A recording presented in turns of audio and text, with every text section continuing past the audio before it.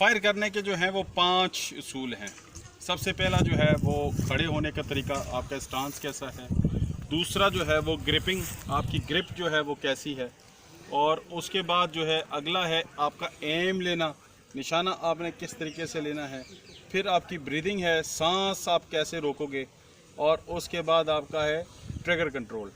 तो ये 5 उसूल अपनाते हुए इंशाल्लाह आपका फायर जो है वो बेहतर लगेगा। लेकिन इसके लिए प्रैक्टिस की बहुत ज़रूरत है कि इस रूल एंड रेगुलेशन के मुताबिक प्रैक्टिस की जाए।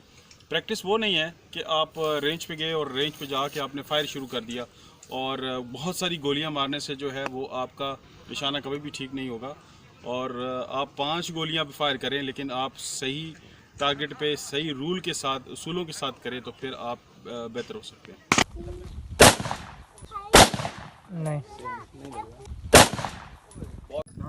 जी।